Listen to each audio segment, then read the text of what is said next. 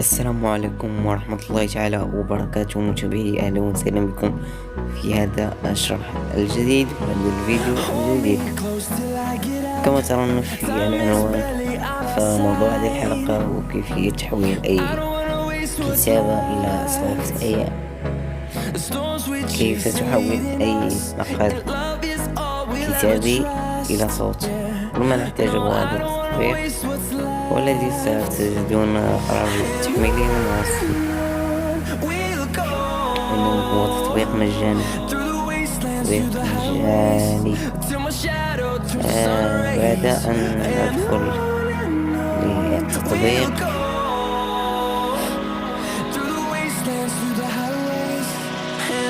هو تطبيق ممتاز جدا، تطبيق ممتاز.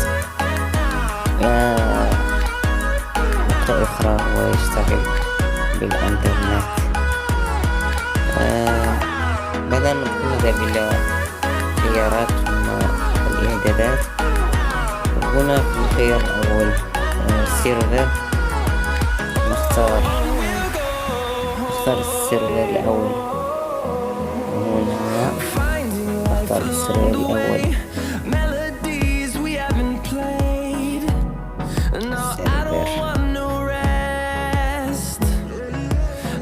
الخيار الثاني خيار اللغة، عربي. الخيار الثالث أعطيك إن كنت تريد الصوت فتاة ليلى أو ماجد.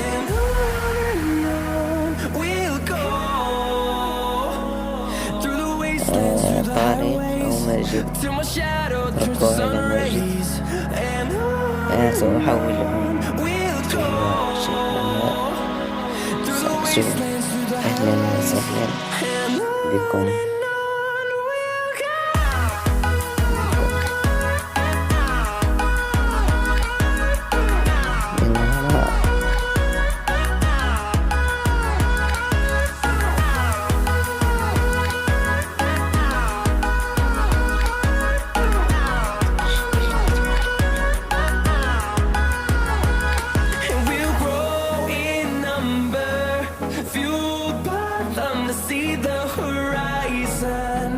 Turn us to thousands and we'll grow in numbers. وسهلا بكم على قناة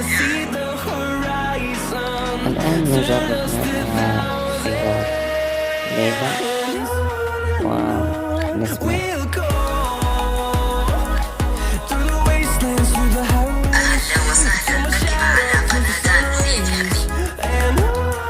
كما سمعتم في الفيديو، فالتطبيق جد ممتاز.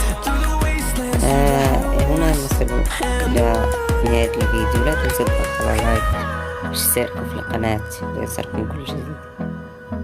إلى اللقاء.